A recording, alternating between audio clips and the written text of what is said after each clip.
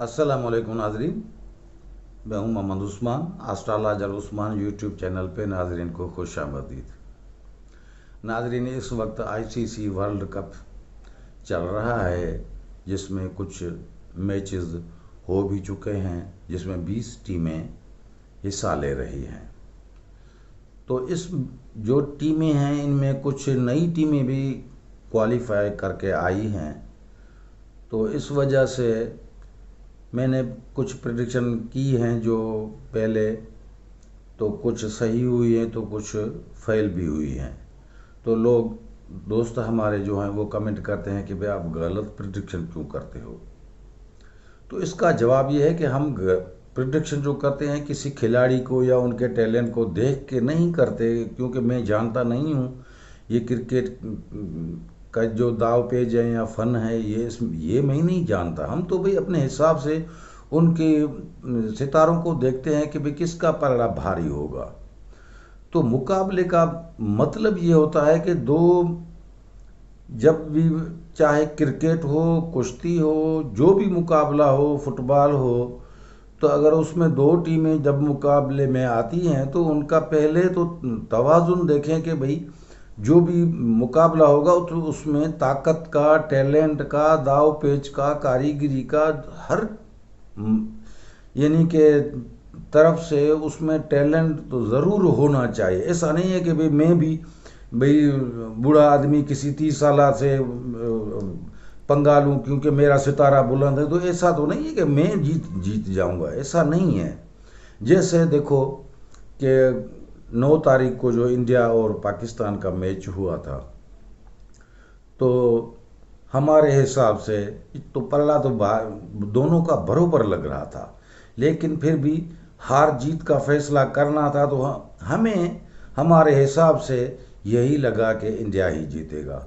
तो आपको आप अंदाज़ा लगाना चाहिए कि देखें कि भी इंडिया वाले यानी कि पहले खेले तो 19 ओवर में वो ऑल आउट हो गए। तो क्या उनका टैलेंट कम हो गया था? नहीं।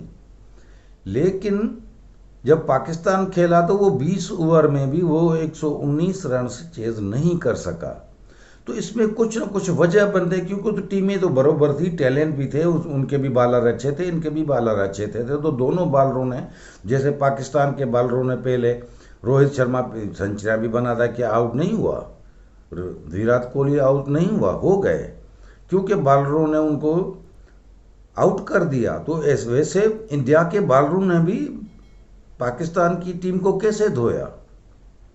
तो ये बात नहीं है। अगर इंडिया हार जाता तो उसके इंडिया वाले उनकी अच्छी धुलाई करते, जैसे अभी पाकिस्तान के पीछे पड़े हैं, पाकिस्तान क्रिकेट टीम के पीछे कि भाई ये क्यों हारे। भाई ये हार जीत ये मुकद्दर की बात होती है, ये इसमें टैलेंट बरोबर होना चाहिए। अभी जो है कल जो मैच था तो इसमें नमीबिया और ये ऑस्ट्रेलिया, तो ये नमीबिया तो अभी नई टीम है, अगर इनमें टैलेंट तो नहीं होगा तो वो तो ऑस्ट्रेलिया ने 5 ओवर में चेस कर दिया।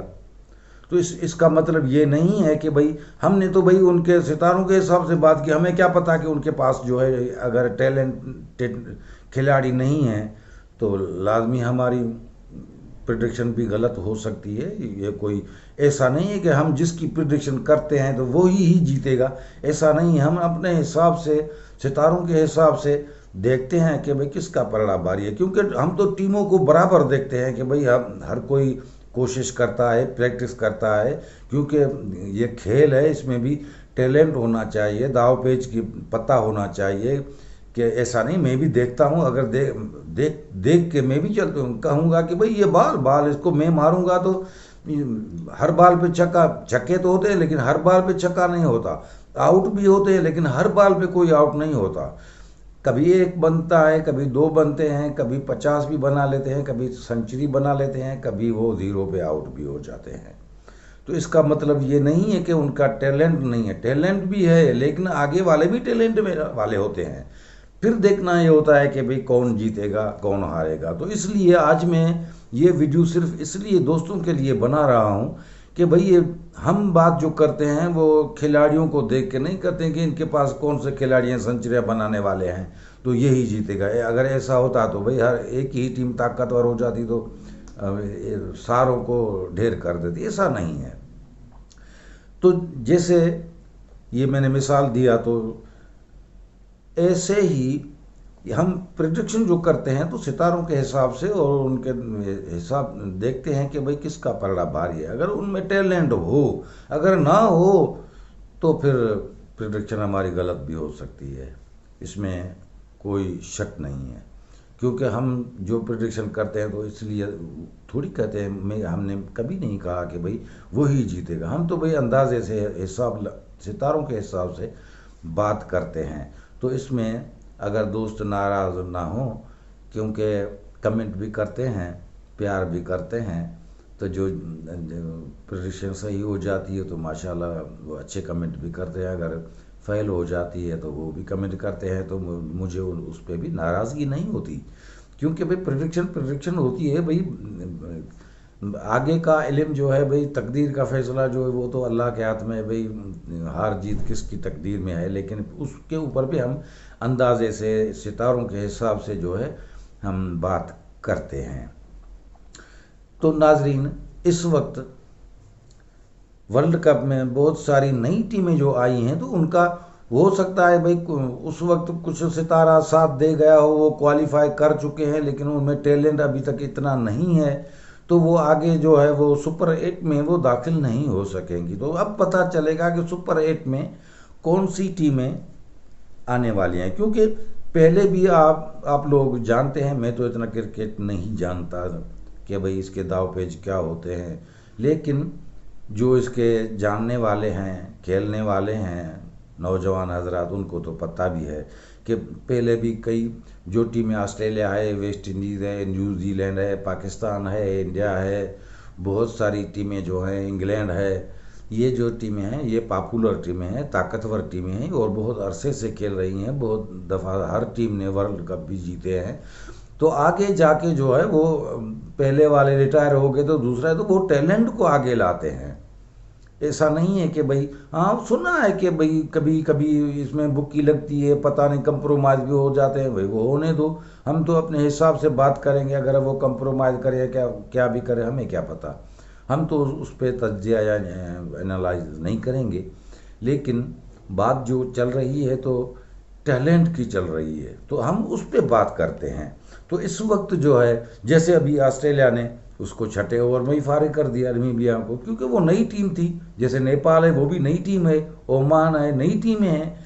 तो भाई उनका इतना तजर्बा भी इतना नहीं है, और जो पहले बहुत अरसे से ये टीमें जो हैं, बड़ी बड़ी टीमें, ये तो बड़ी ताकतवर टीमें, इनसे मुकाबला करना कोई आसान काम नहीं है। वो तो भाई क्वालिफाई करके आ गए, लेकिन इन बड़ी टीमों से जब पाला पड़ता है तो सितारा तो भाई हम बूढ़े को जवान नहीं करेगा। भाई टैलेंट तो होगा ना, टैलेंट होना चाहिए, ताकत होनी चाहिए, दाव पेच होने चाहिए, सब कुछ हर तरफ से टैलेंट होना चाहिए।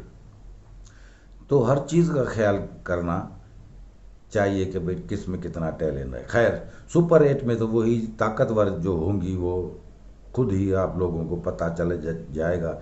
इसलिए मैं भी अभी जो है, वैसे रोज़ाना शॉट करता हूँ तो उसमें छोटा सा शॉट होता है चंद सेकंडों का, उसमें जो बात नहीं कर सकता, इस वजह से मैंने आज ये वीडियो बनाई है। तो सुपर 8 में जो है अब जो खालिस टीमें ताकतवर आएंगी उसमें हम प्रेडिक्शन भी करेंगे और आपके साथ रहेंगे।